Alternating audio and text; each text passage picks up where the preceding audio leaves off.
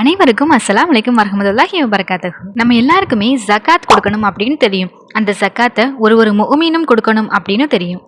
ஆனா குறிப்பிட்ட மக்கள் தான் அந்த ஜகாத்துக்கு கடமையானவங்க அப்படின்னு உங்களுக்கு தெரியுமா?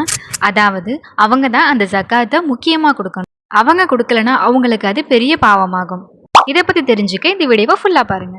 நீங்கள் இப்போ தான் நம்ம சேனலை புதுசாக பார்க்குறீங்கன்னா இது போன்ற இஸ்லாமிய தகவல்கள் மார்க்க சம்பந்தமான கல்விகளை தெரிஞ்சுக்கிறதுக்கு மறக்காமல் நம்ம சேனலை சப்ஸ்கிரைப் செஞ்சுக்கோங்க.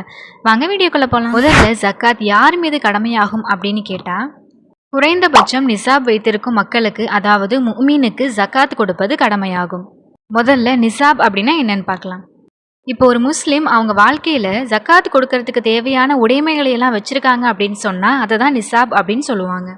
அவர்கள் ஆணாகவும் இருக்கலாம், பெண்ணாகவும் இருக்கலாம், வயது முதிர்ந்தவர்களாகவும் இருக்கலாம், அல்லது இளைஞர்களாகவும் இருக்கலாம். அவங்க குறைந்தபட்சம் நிசாப் வச்சிருக்காங்க அப்படின்னா அவங்களுக்கு ஜக்காத் கடமையாகும். அல்லாஹ் குர்ஆன்ல சொல்றான், அவர்களுடைய உடைமைகளிலிருந்து தர்மம் செய்வாயாக, அதன் மூலம் நீ அவர்களை பரிசுத்தப்படுத்தி தூய்மைப்படுத்துவாயாக. இன்னும் இமாம் ஹாசிம் அவர்கள் இந்த குர்ஆன் வசனத்தை வச்சு சொல்றாங்க, இந்த வசனத்துல அல்லாஹு தாலா இந்த வயதுல உள்ளவங்களுக்கு தான் ஜக்காத்து கடமை, இவர்களுக்கு தான் ஜக்காத்து கடமை அப்படின்னு சொல்லி எதுவும் சொல்லலை.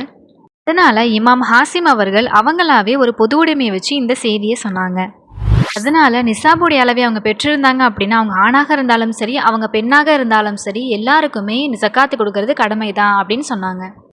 இந்த நிசாபுடைய சட்டம் எதுக்கு அப்படின்னு கேட்டா, ஒருத்தவங்க ஜக்காத்து கொடுக்கறதுக்கு தேவையான குறைந்தபட்சம் அளவாவது சொத்தோ உடைமையோ வச்சிருக்கிறது தான் நிசாப் அப்படின்னு சொன்னேன். அப்படி குறைந்தபட்சம் அளவு சொத்து வச்சிருந்தோம் அவங்க ஜக்காத்து கொடுக்காம இருந்தாங்க அப்படின்னா அது மிகப்பெரிய பாவம் ஒன்று.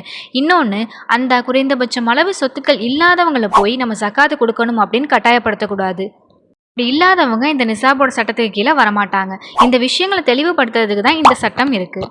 இந்த நிசாபுடைய சட்டத்திற்கு கீழே என்னென்ன விஷயங்கள்லாம் அடங்கும் அப்படின்னா, ஒரு மனிதனுக்கு தேவையான உணவு, உடை, அவன் இருக்கிறதுக்கான இடம், அவனுக்கு தேவையான வாகன வசதிகள், இந்த மாதிரி அடிப்படை தேவைகள் எல்லாம் ஒரு மனிதனுக்கு கிடைச்சிருக்கு அப்படின்னு சொன்னால் அதை தான் நிசாப் அப்படின்னு சொல்லுவாங்க.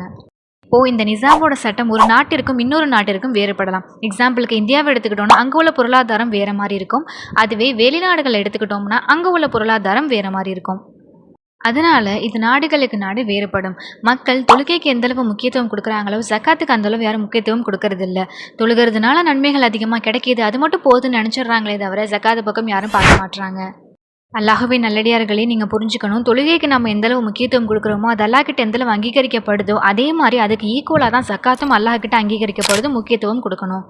இன்ஷா அல்லாஹ் அல்லாஹு தாலா உங்களையும் என்னையும் ஜக்காத்து செய்கிற அளவுக்கான பொருளாதார வளர்ச்சியை தருவானாக, ஆமீன்.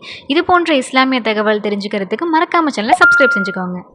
கவலையில் இருக்கீங்க, அல்லாஹ்கிட்ட எப்படி நான் நெருங்குறது அப்படின்னு யோசிச்சுட்டு இருந்தீங்கன்னா இந்த வீடியோ பாருங்கள். இன்ஷா அல்லாஹு தாலா நம்மளே அங்கே ஒன்று சேர்ப்பானாக. சுபஹான ரப்பிக ரபில் ஹிஸ்ஸத்தி அம்மா யஸிஃபூன் வஸ்ஸலாமு அலா முர்ஸலின் வல்ஹம்துலில்லாஹி ரபில் ஆலமீன். அஸ்ஸலாமு அலைக்கும் வரஹ்மத்துல்லாஹி வபரகாத்துஹு.